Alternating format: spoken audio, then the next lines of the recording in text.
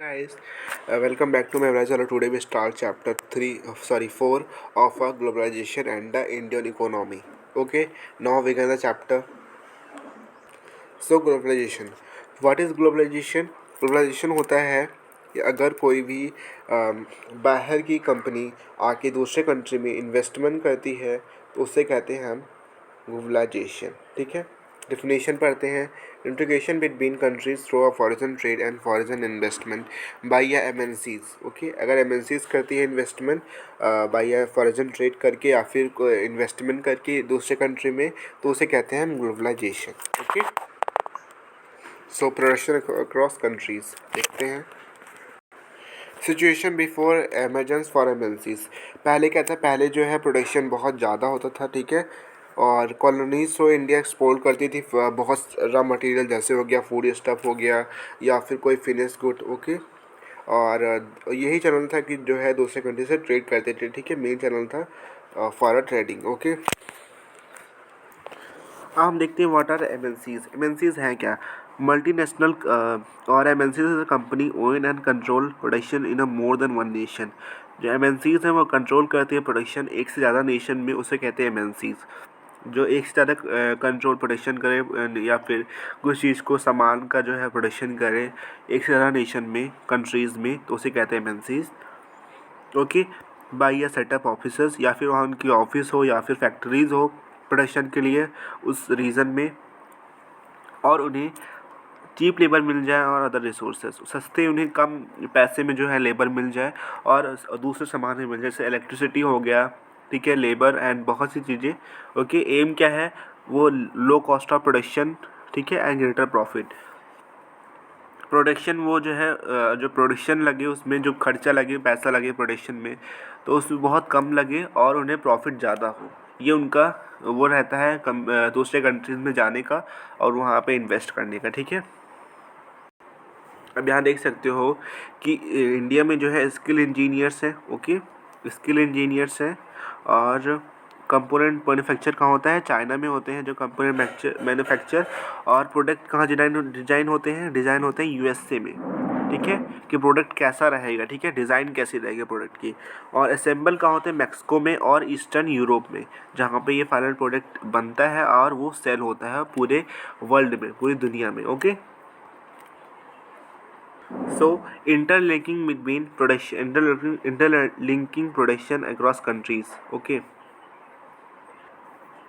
सो countries कैसे अपनी MNC set करेंगी कि मार्केट वहाँ से क्लोज मार्केट हो और वहाँ पे उन्हें सस्ती लेबर मिल जाए और जो कि अनस्किल लेबर ना हो. ठीक है, अनस्किल ना हो और उन्हें एक अच्छा सा गवर्नमेंट पॉलिसी मिल जाए. ठीक है, कि गवर्नमेंट की कोई पॉलिसीज़ ना हो जो जो उन्हें रोक सके, या फिर वहाँ कोई रिस्ट्रिक्शन हो या फिर कोई बाधा हो जिससे उन्हें कोई दिक्कत हो. ठीक है, और ये सब है 3 फैक्टर्स. इन्वेस्टमेंट क्या होता है? इन्वेस्टमेंट होता है 2 types. Investment the money that spend to buy a asset. Okay, such a land, building, machine and the equipment. जो भी मनी हम स्पेंड करते हैं, ठीक है, खर्च करते हैं कोई सामान को ख़रीदने के लिए, या फिर लैंड हो गई, ज़मीन हो गई, या फिर बिल्डिंग हो गई, या फिर कोई मशीन हो गई, या फिर कोई और चीज़ हो गई. ठीक है, फॉरेन इन्वेस्टमेंट क्या होता है? जो इन्वेस्टमेंट एमएनसीज करती हैं. सो अगर कोई बाहर से कंट्री से कोई एमएनसी आई और यहाँ पे अपने इंडिया में कुछ इन्वेस्टमेंट किया, तो ये हो गया फॉरेन इन्वेस्टमेंट. अगर मनी का इन्वेस्टमेंट किया तो हो गया क्या? Foreign investment. अब वो कंट्री यूएसए से आई है तो वो इंडिया में क्या कर रही है? इन्वेस्ट कर रही है. तो ये हो गया मनी का कर रही है इन्वेस्टमेंट, तो हो गया फॉरेन इन्वेस्टमेंट हो गया. ठीक है, investment is made by the hope दस अर्न प्रॉफिट. इन्वेस्टमेंट इसलिए होता है कि एमएनसी को फ़ायदा हो जाए, कोई प्रॉफिट हो, इस वजह से वो इन्वेस्टमेंट करेगी, नहीं तो वो इन्वेस्टमेंट नहीं करेगी. बहुत से टाइम क्या होता है, जो एमएनसीज होती हैं प्रोडक्शन करती हैं jointly with some of the local companies of the country. और ये बहुत सारी जो है ये लोकल कंपनी के साथ जो है प्रोडक्शन करती हैं. Benefit of local companies to joint production. इससे क्या फ़ायदा होता है? जो लोकल कंपनीज अगर जुड़ जाती हैं इनके साथ, तो एमएनसीज क्या करती है? प्रोवाइड करती है मनी फॉर एडिशनल इन्वेस्टमेंट. तो क्या करती है एमएनसीज? मनी प्रोवाइड करती है और ज़्यादा इन्वेस्टमेंट करती है. ठीक है, लाइक अब बहुत ज़्यादा न्यू मशीन बाई करती है, ठीक है, जल्दी जल्दी प्रोडक्शन हो जाए, या फिर नई मशीन खरीदती है, या फिर MNC bring might them लास्टेस्ट technology for a production, या फिर वो नई टेक्नोलॉजी आती है, या फिर किससे जल्दी काम हो सके वो लाती है, या फिर और पैसा इन्वेस्ट करती है। ठीक है, इतने काम वो करती है फॉर अ लोकल कंपनी के साथ। Most common route for MNC investment. ठीक है, क्या कॉमन रूट है, कैसे वो करती है? So by up local companies, या फिर वो लोकल कंपनी को ख़रीद लेगी, या फिर वो अपना प्रोडक्शन बढ़ा देगी। ठीक है, एक्सपेंड प्रोडक्शन, दो तरीके से करती है, मोस्ट कॉमन रूट है। और wealthy MNC can do it easily, जो अच्छी एमएनसीज होती हैं बहुत आसानी से कर लेती है इसको। अब जैसे आप एग्जांपल देख सकते हो कारगिल फूड्स। कारगिल क्या है? कारगिल एक इंडिया का फूड था, बट यहाँ से ये जो है वो ख़रीद लिया गया था। ठीक है, परक फूड के नाम से था पहले ये इंडिया में, but this is by a Kargil. Okay, this is now a Kargil food. Okay, यहाँ आप देख सकते हो, मैंने जो एग्जांपल बताया आपको कि ये पहले किस नाम से था, पहले परक फूड के नाम से था इंडिया में, but this is by a USA. USA ने इसे ख़रीद लिया, यूएसए से कोई एमएनसीज ने ख़रीद लिया, यूएसए की कंपनी ने कोई ख़रीद लिया इसे। ठीक है, जो कि अमेरिकन कंपनी है, कारगिल फूड्स ने इसे ख़रीद लिया। ठीक है, जो कारगिल फूड है उसने ख़रीद लिया। ठीक है, परक फूड्स को बाई कर लिया। ठीक है, and Parakh food build large marketing network in India and own 4 oil refineries which control the low shifted to Cargill. और जो परक फूड थी, उसने बहुत ज़्यादा मार्केटिंग इंडिया में की थी, और उसने 4 उसके ऑयल रिफाइनरी थी। ठीक है, जो कि शिफ्ट हो गए हैं कारगिल में। Okay, Kargil is now the largest manufacturer of edible in India, making 5 million produce daily, 5 million pouches daily. ठीक है, तो कारगिल बहुत ज़्यादा बड़ी मैन्युफैक्चरिंग एक तेल की कंपनी हो गई है, खाना बनाने वाली। ठीक है, जो एंड 5 मिलियन पाउचेस वो डेली प्रोड्यूस करती है। ठीक है, how much profit they gain. Okay, और एमएनसी कैसे कंट्रोल करती है? Another way MNC control production by a large MNC place. हमने देखा है कि जो स्मॉल प्रोड्यूसर होते हैं वो कुछ ना कुछ काम करते रहते हैं। जैसे कोई अगर आपके बगल देखा होगा, वो कुछ ना कुछ बुनता रहता है, या फिर कपड़े में कुछ कढ़ाई करता रहता हुआ है। ठीक है, या फिर वो कुछ जूते में कुछ बनाते रहते हैं। ठीक है, छोटे छोटे फिश को तो कहते हैं कंपनी का सामान है। ठीक है, तो ऐसा क्यों कहते हैं? देखो, जैसे किसी को काम मिला, या फिर कोई ऐसे स्मॉल किसी कोई काम नहीं है, सो कुछ ना कुछ काम कंपनी से ले लेते हैं। जैसे हो गया, अगर वो large MNC place their order for production to a small producer and sell them under a brand name. ठीक है, सो वो कुछ ना कुछ काम करते रहते थे। जैसे जो स्मॉल प्रोड्यूसर थे वो ब्रांड नेम के नाम से वो कुछ काम करते थे, जो स्मॉल प्रोड्यूसर। और these MNC have tremendous power to determine price, quantity, delivery and labour condition. जो एमएनसी होती हैं वो डिटरमाइन कर सकती हैं कि इसकी कितनी प्राइस होगी, इस सामान की कितनी प्राइस होगी, कितना इसका कॉस्ट होगा, एक कैसे से क्वालिटी है, क्या अच्छा है या फिर नहीं, या फिर कितने टाइम में डिलीवर हो जाएगा वो सामान। ठीक है, और लेबर कितने लगेंगे, कितने इसमें। ठीक है, ये सब देखती है एमएनसीज। तो इसका हम समअप करते हैं कि क्या क्या बताया गया है। तो इसमें एमएनसी जो है अपने प्रोडक्शन को बढ़ाती है, वो लोकल प्रोड्यूसर के साथ इंटरेक्ट करती है, जुड़ती है उन लोग के साथ, लोकल प्रोड्यूसर के साथ। ठीक है, और या फिर वो पार्टनरशिप करती है कंपनी के साथ। हमने एग्जांपल देखा परक फूड का। ठीक है, या फिर वो बहुत ही जहाँ पे वो मार्केट क्लोज हो वहाँ पे वो सेट होती है, या फिर वो स्ट्रॉन्ग प्रोडक्शन करती है डिस्टेंस लोकेशन पे। ठीक है, और वाइडली डिस्प्रेस लोकेशन गेट इंटरलिंक्ड, और वो पूरे प्रोडक्शन को पूरे हर जगह वो धीमे धीमे इस्टेब्लिश करती रहती है, सबको जोड़ती है। ठीक है, foreign trade and integration of a market. Okay, so देखा कि हमने फॉरेन ट्रेड क्या होता है कि इसमें कैपिटल, पैसे का, या फिर गुड्स का, सामान का, या फिर सर्विसेज का जो है वो हम इंटरनेशनल बॉर्डर से, टेरिटरी से, या फिर एक्सचेंज करते हैं। ठीक है, उनसे हम जो है पैसे का या फिर गुड्स का वो हम इसको बदलते हैं, या फिर ठीक है बेचते हैं, या फिर लाते हैं अपनी कंट्री में। ठीक है, यही होता है फॉरेन ट्रेड। बेसिक फंक्शन क्या है फॉरेन ट्रेड का? Provide vast market to producer. जो प्रोड्यूसर होते हैं, जो प्रोड्यूस करते हैं सामान को, जो बनाते हैं, उन्हें एक बड़ा मार्केट मिल जाता है। ठीक है, for buyers import of goods producer is another countries way of spending the choice of good. जो इम्पोर्ट ऑफ गुड होता है उन्हें क्या मिल जाता है, चॉइस। जो खरीदने वाले आदमी होते हैं उन्हें क्या, उसमें चॉइसेस जो होती हैं सामान का, या फिर कौन सी मैगी लो, या फिर 10 वाला, फिर 12 वाला, या फिर 15 वाला, सो उन्हें चॉइस मिल जाता है कि कौन सी मैगी जो है मैं ले सकता हूँ, जिससे बहुत से सामान आ जाते हैं पूरे मार्केट में इस वजह से। ओके, सो कंक्लूजन यही निकलता है कि ओपनिंग ऑफ ट्रेड से जो है good travel from one market to another हो गया है, और चॉइसेस ऑफ गुड बढ़ गई है, जिससे हम कोई भी सामान को जो है इसके बहुत ढेर सारे आ गए हैं, जिससे हम, ठीक है, सो चॉइस ऑफ गुड्स बढ़ गया मार्केट में, जिससे okay, and prices of a similar goods into market tend to become equal. जो प्राइसेस हैं सिमिलर गुड्स के वो टेंड्स टू बी मार्केट, जिससे कंपटीशन भी हो रहा है लोगों में कितने का, जिससे लोग सामान जो है वो सेम रखते हैं, सामान का प्राइस होता है उनका, उसको सेम रखे कोशिश करते हैं, इंक्रीज कंपटीशन। और यहाँ आजकल इंक्रीज कंपटीशन हो गया है, producer offer to different countries, जो प्रोडक्ट बनाते हैं उसमें जो है कंपटीशन बढ़ गया है।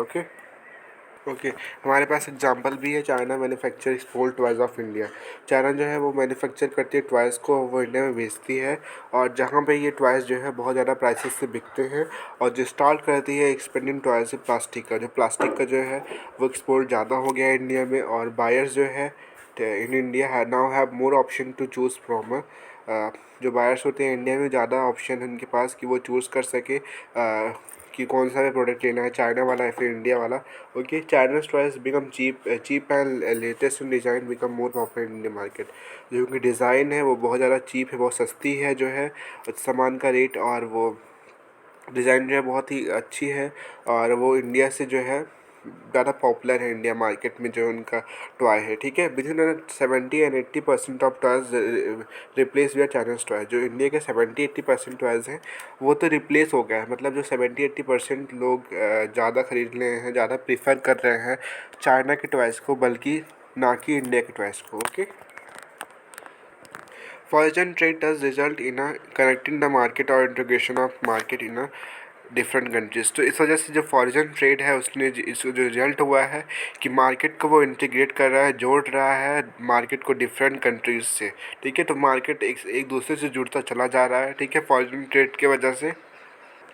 एक बार फिर से ग्लोबलाइजेशन क्या होता है उसको देखेंगे एक बार फिर से। So globalisation is a process of a rapid integration of interconnection between countries.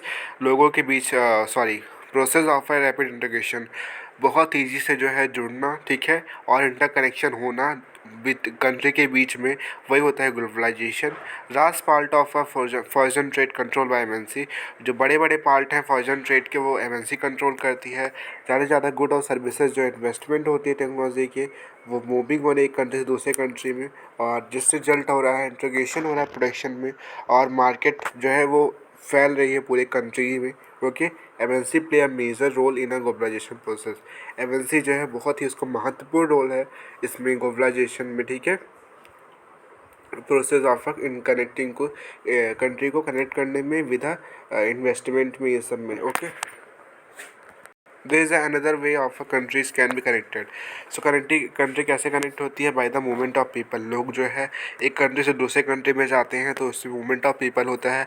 However due to the various restriction there has not be much increasing in the movement of people. जो restriction तो लगे हुए हैं बहुत ज़्यादा, पर उतने वो नहीं है जिससे मूवमेंट ऑफ पीपल जो है वो रुक जाए उतना। ठीक है, तो फैक्टर्स देखने वाले हैं कौन कौन से unable globalisation. Okay, two major factors, there are technology and liberalization of foreign trade and foreign investment policies। दो टाइप के फैक्टर्स हैं। ओके, टेक्नोलॉजी में कैसे हैं, आज को आप देख सकते हो रैपिड इम्प्रूवमेंट हो रहा है टेक्नोलॉजी, बहुत तेज़ी से टेक्नोलॉजी बढ़ रही है, और ये बहुत ज़्यादा फैक्टर है जिससे ग्लोबलाइजेशन जो है वो प्रोसेस बढ़ रहा है। हम देख सकते हैं 50 साल में, पहले के 50 साल में जो है बहुत से इम्प्रूवमेंट हुए हैं, ट्रांसपोर्टेशन जो है वो अच्छा हो गया है हमारा, जिससे बहुत बहुत डिलीवरी, जिससे प्रोडक्ट की जो डिलीवरी है वो फास्ट हो गई है। ठीक है, और हम बहुत दूर तक जो है पॉसिबल कर सकते हैं, जो डिलीवरी कॉस्ट डिलीवरी गुड्स का, वो बहुत दूर तक जो है लो कॉस्ट पे उसको भी हम कर सकते हैं। ठीक है, और इस वजह से एक न्यू वो आ गया है इंफॉर्मेशन एंड टेक्नोलॉजी का, जिससे डेवलपमेंट बहुत ईजी से हो रहा है, जिससे कंपनी जिसमें लोग सॉफ्टवेयर बनाते हैं इंजीनियर्स लोग, सो बहुत ज़्यादा पॉपुलर हो गया है इंडिया में ये। ओके, जिससे have been communication extend remote areas of the world, और ये बहुत दूर दूर तक कम्युनिकेशन पॉसिबल हो सका इससे। Information and communication technology has played a major role spreading और प्रोडक्शन ऑफ सर्विसेज और कंट्री, जिससे सर्विसेज बहुत ज़्यादा बढ़ गई हैं इंडिया में। ओके, और जिससे प्रोडक्शन बहुत तेज़ी से हो रहा है दूसरे कंट्रीज पूरे कंट्री में, ठीक है, इंफॉर्मेशन एंड टेक्नोलॉजी की वजह से। Okay, liberalisation and of foreign trade and foreign investment policies. Trade barrier क्या होता है? ट्रेड बैरियर होता है गवर्नमेंट जो रिस्ट्रिक्शन लगाती है, एग्जांपल टैक्स इम्पोर्ट। इम्पोर्ट मतलब क्या होता है? किसी सामान का जो है वो बाहर कंट्री से आना, ठीक है, on a import in a okay goods का कम होना, ठीक है, प्रोडक्ट का आना, उसी कहते हैं इम्पोर्ट। एक्सपोर्ट करते हैं, एक्सपोर्ट क्या होता है? एक्सपोर्ट होता है प्रोडक्ट का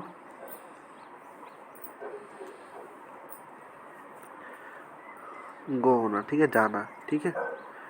okay, so this is called a trade where become some restriction has been set up. तो इससे हम जो इम्पोर्ट हो रहा है, जो बाहर से सामान आ रहे हैं, उस पर हम लोग इम्पोर्ट उसको ट्रेड बैरियर लगा रहे हैं, ठीक है। जो सामान बाहर से आ रहा है उस पर हम क्या कर रहे हैं? ट्रेड बैरियर लगा रहे हैं, ठीक है। Okay, government can use trade barrier to regulate foreign trade to decide that what kinds of goods and how much of each should be come in a country, जिससे पता लग रहा है ये कितने जो है कितना सामान आ रहा है और कितना जो है शुड बी कितने कितने कॉस्ट में आ रहा है, कितना सामान आ रहा है, कौन कौन से गुड आ रहे हैं, कौन कौन से सामान आ रहे हैं, इससे ये इसका फ़ायदा है, ठीक है, जिससे हम पता लगा सकते हैं ट्रेड करके, ट्रेड बैरियर लगा के। ओके, ओके, इंडिपेंडेंस के बाद जो है government had put barriers on a foreign trade and foreign investment, barrier लगा दिया था, ठीक है। इन्वेस्टमेंट करने पे भी रोक थी और बाहर से सामान आना भी रोक था, ठीक है।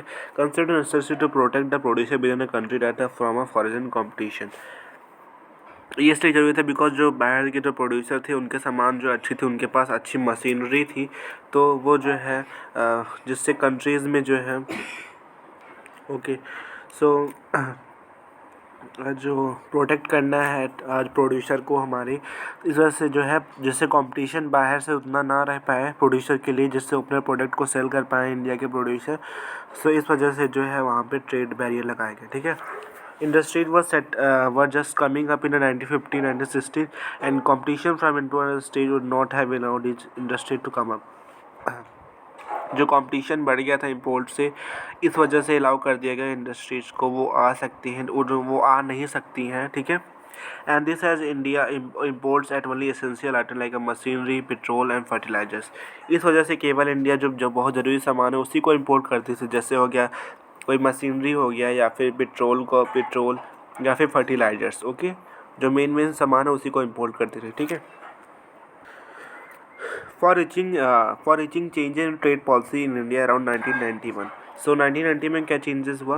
Government decided at a time that had come India producer to compete with the producer around the world, so जो है around the globe. So decide किया इंडिया ने कि अब जो है जो इंडिया के प्रोड्यूसर हैं, जो इनकी क्वालिटी बढ़ाने के लिए उन्होंने क्या कर दिया कि इम्पोर्ट को अलाउ कर दिया, और वो कम्पीट करें प्रोड्यूसर इंडिया के अदर नेशन के साथ। Okay, competition would improve the performance producers with in country. तो इससे क्या होगा, जो है जो परफॉर्मेंस होगी प्रोडक्ट की जो इम्प्रूव हो जाएगी, वो अच्छी क्वालिटी के प्रोडक्ट बनाएंगे प्रोड्यूसर इंडिया के, बिकॉज दूसरे कंट्री के प्रोडक्ट अच्छे हैं तो उनसे कम्पीट करने के लिए वो अच्छे प्रोडक्ट बनाएंगे, ठीक है। Producer within a country would have improve the quality of the product. So इससे क्या होगा, जो क्वालिटी है प्रोडक्ट की वो क्या होगी, इम्प्रूव हो जाएगी, क्वालिटी ऑफ द प्रोडक्ट वो क्या होगी, इम्प्रूव हो जाएगी। Decision supported by the powerful international organisation, और ये डिसीजन लिया गया इंटरनेशनल ऑर्गेनाइजेशन के द्वारा, और trade barrier were remove by a large stage, और जो ट्रेड हो गया वो बहुत हद तक जो है वो हटा दिया गया, ठीक है। अब हम देखते हैं लिबरलाइजेशन क्या होता है। रिमूविंग बैरियर और a restriction set up by a government is what. ठीक है, बैरियर्स को रिमूव कर देना जो गवर्नमेंट के द्वारा लगाए गए हैं। Business are allowed to make decision freely about they wish to import और एक्सपोर्ट। जो बिजनेसेस हैं जो ट्रेड करते हैं उनको अलाउ कर दिया गया कि आप जो है अपने डिसीजन को अच्छे से ले सकते हो, फ्री होकर ले सकते हो कि अगर आप चाहते हो तो इम्पोर्ट कर सकते हो, कुछ सामान भेज सकते हो और यहाँ से एक्सपोर्ट भी कर सकते हो। ठीक है, कोई रोक नहीं है, सब कुछ फ्री है। When the government impose less restriction than before it is set to be a more regular. जब गवर्नमेंट जो है जो बाधा है, जो फिर रिस्ट्रिक्शन है, जो लगाया गया है इम्पोर्ट पे, वो हटा दिया गया, कम कर दिया गया। सो अब गवर्नमेंट मोर लिबरल हो गई, बहुत ज़्यादा फ्री हो गई, फ्री कर दिया जो है लोगों को कि वो जितना मन किया उतना ट्रेड कर सकते हैं इंडिया में भी। ठीक है, हम देखने वाले हैं world trade organisation WTO। WTO क्या है? एक ऑर्गेनाइजेशन है जिसका एम है कि वो लिबरलाइज करे इंटरनेशनल ट्रेड को। मतलब वो जो है जो ट्रेड है, जो इम्पोर्ट और एक्सपोर्ट है, जो उस पर रोक है उसको हटा दे। ठीक है, तो ये इस वजह से बनाई गई थी। और हु स्टार्टेड WTO इन 1 जनवरी। कब स्टार्ट हुई थी ये स्टार्ट हुई थी 1995 में 1 जनवरी में। और WTO establish rules and regarding international trade and sees that the rules are obeyed। तो इस वजह से लगाई गई थी रूल्स रिगार्डिंग इंटरनेशनल ट्रेड, जो ट्रेड हो रहे हैं पूरे इंटरनेशनल में और उस पर जो है रूल्स क्या फॉलो हो रहे हैं या नहीं। ठीक है, total numbers of members countries are 164। Okay, 164 countries के टोटल जो है ये यहाँ पे जुड़े हुए हैं। और इंडिया में कितना, इंडिया ने कब ज्वाइन किया था इसको? इंडिया ने ज्वाइन कर लिया था 1 जनवरी 1995, जब बनी थी तभी ज्वाइन कर लिया था इंडिया ने। ओके, तो क्रिटिसिज्म ऑफ अ WTO, क्या प्रॉब्लम क्या है आखिर WTO, मतलब किस वजह से ये जो है उतना अच्छा नहीं है। ठीक है, देखो, WTO organization is a committed to allow a free trade among the members countries, however the function having criticized। Okay, तो वर्ल्ड ट्रेड क्या करती है? कमिट करती है कि आप फ्री ट्रेड कर सकते हो। मतलब आपको जो है ट्रेड करने के लिए, एक कंट्री से दूसरे कंट्री सामान भेजने के लिए कोई भी आपको जो है प्रॉब्लम नहीं होगी, आप सामान भेज सकते हो। ठीक है, आप फ्री हो टू सेंड योर जो भी आपको भेजना है वो भेज सकते हो। ठीक है, free trade benefits develop countries more than developing countries. जो ये फ्री ट्रेड बेनिफिट्स हैं ये केवल डेवलप्ड कंट्रीज़ को मिल रहे थे, डेवलपिंग कंट्रीज़ को नहीं मिल रहे थे। देखो, तो ये इनका कहना था कि जो डेवलपिंग कंट्रीज़ हैं उनको भी जो है ट्रेड करने के लिए वहाँ से बाहर से जो है ट्रेड करने के लिए आते थे। तो इस वजह से जो है जो कंट्री के जो प्रोड्यूसर हैं उनका प्रोडक्ट सेल नहीं हो रहा था, जिससे जो है बाहर के प्रोडक्ट सेल हो रहे थे, जिससे कंट्रीज़ के प्रोडक्ट को घाटा हो रहा था। ठीक है, फेलियर क्या है? Failure to reduce traffic on agriculture. Failure क्या है? ठीक है, सो प्रॉब्लम क्या था कि जो फेलियर होता है, मतलब जैसे कि ट्रैफिक लगता था हमें एग्रीकल्चर प्रोडक्ट पे। जैसे कि अगर हमें एग्रीकल्चर प्रोडक्ट सेल करना है, इंडिया से अगर प्रोडक्ट जा रहा है तो उस पर जो है वो लोग टैक्स लेते थे, जिससे जो डेवलप्ड कंट्रीज़ हैं उनसे टैक्स नहीं लेते थे, बल्कि जो डेवलपिंग कंट्रीज़ हैं उनसे टैक्स लेते थे। Okay, impact of a globalisation in India.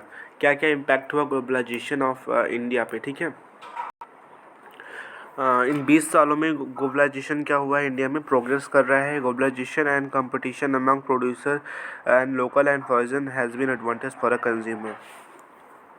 So globalisation क्या है? कंपटीशन बढ़ा दिया प्रोड्यूसर के लिए, और जो लोकल और फॉरेन वो हैं उनके लिए एडवांटेजेस हो गया है। और ये फॉर अ कंज्यूमर के लिए बहुत एडवांटेज है, क्योंकि जो है उन्हें चॉइसेस मिल रही हैं प्रोडक्ट को जो है। There have greater choice of product within improvement quality and lower prices. जिससे इम्प्रूव क्वालिटी हो गई है, क्वालिटी भी इम्प्रूव हो गई है और लो प्राइस पे जो है उन्हें सामान मिल जा रहा है। ठीक है, जिससे result in people enjoy a high standard of a living was not possible before. अब लोग जो है अच्छे स्टैंडर्ड ऑफ अच्छे से जी पा रहे हैं, पहले से बेहतर है। ठीक है, MNCs ने क्या किया है? MNCs जो है उसने इन्वेस्टमेंट को इंडिया में इंक्रीज़ कर दिया है ओवर द 20 ईयर्स में past. Okay, investment in India beneficial for them. और इन्वेस्टमेंट जो है बहुत ज़्यादा फ़ायदा हुआ है इंडिया के लिए। Invested in industry such as automobiles automobile जो कार की इंडस्ट्रीज होती है उनको कहते हैं। Electronic, soft drink and services such as banking and urban areas. So investment किस में किया उन्होंने? ऑटोमोबाइल्स में, इलेक्ट्रॉनिक में, सॉफ्ट ड्रिंक्स में, और इस वजह से अच्छी अच्छी न्यू जॉब्स क्रिएट हुई है, ठीक है। लोगों को जॉब मिल रही है इस वजह से, इंडस्ट्री सेट होने की वजह से, ठीक है। और लोकल कंपनी सप्लाई कर रही raw material has been also propose. तो लोकल कंपनीज के जो रॉ मटेरियल है वो भी सेल हो जा रहे हैं, ठीक है। Step to attract a foreign investment. कैसे हम जो बाहर के वो हैं वो इंडिया ने कैसे बनाया है कि कैसे हम अट्रैक्ट करें जो बाहर के इन्वेस्टर हैं उनको कैसे अट्रैक्ट कर सके। तो इंडिया गवर्नमेंट ने क्या किया है, in order to attract foreign investment had been set up है ना special economic zone. Special economic zone क्या होता है? जिसमें इंडिया की गवर्नमेंट जो है अट्रैक्ट करती है इन्वेस्टमेंट को, जो है आके वो करें अब हमारी कंट्री में। जो बाहर के इन्वेस्टर हैं उनके लिए एक अलग इंडस्ट्रियल जोन बना दिया गया है। और SEZ are to have a world class facilities. जो और स्पेशल इकोनॉमिक जोन में उन्हें अच्छी फैसिलिटीज़ मिलेंगी, उन्हें इलेक्ट्रिसिटी मिलेगा एंड वाटर मिलेगा, road transport and storage and बहुत ही educational facilities for a student, for a child, okay. Companies was set up SHG areas don't have pay tax industrial for a period of 5 years। उन्हें जो investors हैं उनको कोई 5 साल तक कोई भी टैक्स पे नहीं करना पड़ेगा इंडियन गवर्नमेंट को। And government has allowed flexibility in labour laws such as a short duration. और फ्लेक्सिबिलिटी लगा दी है लेबर लॉज में, जैसे कि शॉर्ट ड्यूरेशन और hiring of working due to work pressure instead of regular basis, reduce cost of companies. तो जो है यहाँ पे एक घाटा हुआ जो लेबर है उन्हें जो है हमेशा के लिए वहाँ पे काम नहीं मिल सकता है, बल्कि वो सीजनल है, एक सीज़न के लिए वो ही रहेगा या फिर 4-5 मंथ, इसके बाद उन्हें काम नहीं मिलेगा। सो एक लिए घाटा है लेबर्स के लिए जो वहाँ के होंगे, ठीक है। ओके, उनको रेगुलर नहीं किया गया है लेबर्स को। सो इंडिया में भी टॉप इंडियन कंपनीज़ हैं। अब वो कौन कौन सी हो गई जो benefited increase in several India companies है benefit able to benefit from increase competition, ठीक है। बहुत सी कंपनी बेनिफिट कर पा रही हैं जो इससे कंपटीशन बढ़ गया है। और टाटा मोटर्स हो गई आपकी, और रैनबैक्सी, एशियन पेंट्स हो गए, सुंदरम हो गई, बहुत चीज़ें हो गई, बहुत सी कंपनीज हो गई, ठीक है। They have invested in the newer technology and rise their production standard. उन्होंने इन्वेस्टमेंट किया है न्यूअर टेक्नोलॉजीज़ में और जिससे प्रोडक्शन काफ़ी बढ़ गया है, ठीक है।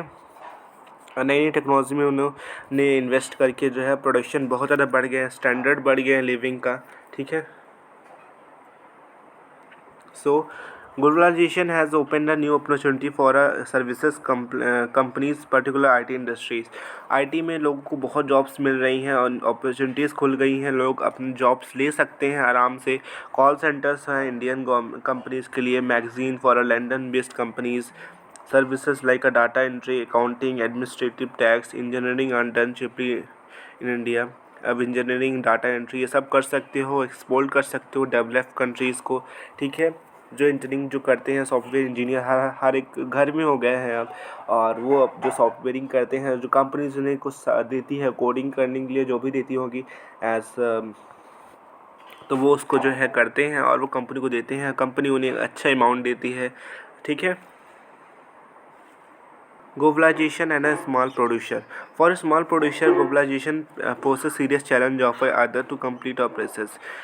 और जो स्मॉल प्रोड्यूसर हैं उसके लिए दिक्कतें खड़ी हो गई हैं, बिकॉज अब यहाँ पे स्मॉल प्रोड्यूसर जो छोटे छोटे प्रोड्यूसर हैं उनके लिए दिक्कतें हैं, ठीक है। चैलेंजों उन्हें फेस करने पड़ते हैं। इंडस्ट्रीज़ लाइक अ बैटरी, जो जिसकी बैटरीज़ की वो है इंडस्ट्रीज़ है, प्लास्टिक या फिर टॉय है या फिर डेयरी प्रोडक्ट है या फिर मिल्क का कुछ भी हो, वेजिटेबल का, उन्हें बहुत ज़्यादा हिट मिला है कंपटीशन की वजह से, उन्हें बहुत दिक्कतें हो रही है।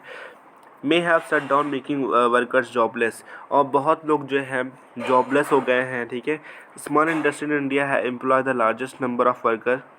स्मॉल इंडस्ट्री में इंडिया में एम्प्लॉय करते थे next to agriculture, okay.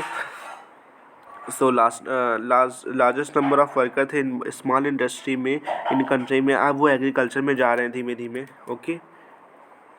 So competition काफ़ी बढ़ गया है, अनएम्प्लॉयमेंट जिससे हो रही, लोगों को नौकरी नहीं मिल पा रही है, ठीक है। और अगर नौकरी मिल भी रही है तो वो उतना पता नहीं कब तक वो है, अनसर्टन है, ठीक है। Globalisation has substantially impacted the worker life. ये वर्कर की लाइफ को इफ़ेक्ट कर रहा है और इसमें कोई भी जॉब सिक्योरिटी नहीं है कि कब तक हम एम्प्लॉयड हैं, कब तक हम जॉब में हैं, कब हम निकल जाएँ, कोई पता नहीं है, ठीक है।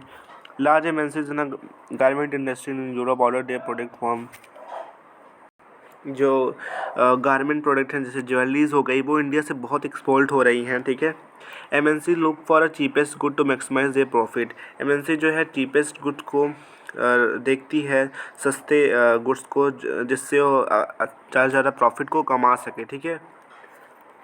To get a bulk orders Indian garments export try to halt their cost.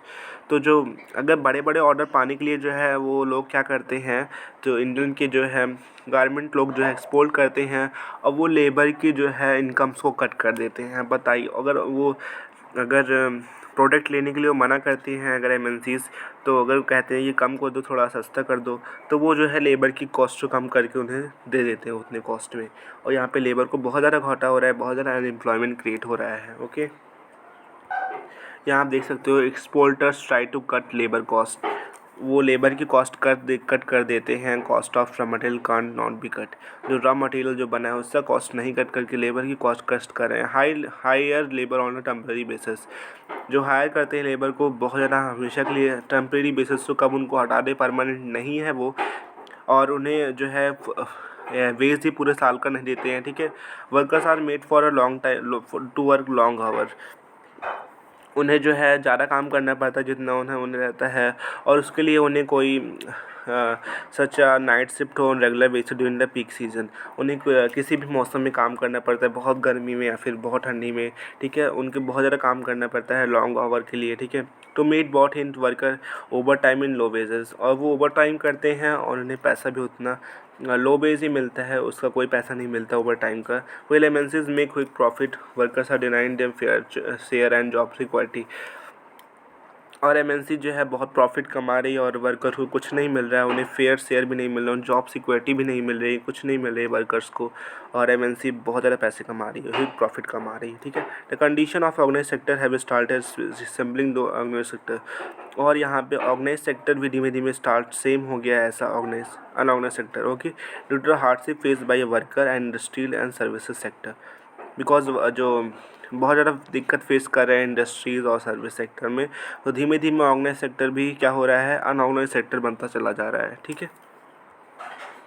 So struggle for a fair globalisation, so हम देख सकते हैं कि सब लोग सबको फ़ायदा नहीं हो रहा है इससे, जो रिच हैं, जो पावरफुल हैं, जो एजुकेटेड हैं, उन्हीं को फ़ायदा हो रहा है, और पुअर्स को और कम पढ़े लिखे लोग को फ़ायदा नहीं हो रहा है। Government can play a role in a policy making, so government जो है क्या कर सकती है, कुछ पॉलिसी बना सकती है इसके ट्रेड के लिए या फिर एमएनसीज़ के लिए, ठीक है, जिससे फ़ायदा हो लोकल ट्रेडर्स को।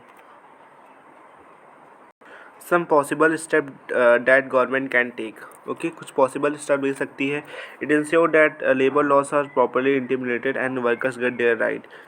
पहले तो हम कर सकते हैं कि जो लॉज हैं, लेबर लॉज हैं, उसको लागू किया, उसको जो है फॉलो किया जाए, और वर्कर्स को उनके जो है अधिकार है उसको मिले, उनका जितना उनका इनकम है, जितना पैसा उसको दिया जाए, और उनसे ओवर टाइम ना कराया जाए। It can support small producer industry to expand their business still they get a competing stage, और गवर्नमेंट को सपोर्ट करना चाहिए, जो छोटे छोटे प्रोड्यूसर हैं उनको सपोर्ट करना चाहिए जब तक वो अपना बिज़नेस अच्छे से खड़ा ना कर लें, और कंपटीशन, जब तक वो कंपटीशन स्टेज में ना आ जाए तब तक गवर्नमेंट को सपोर्ट करना चाहिए स्मॉल प्रोड्यूसर को।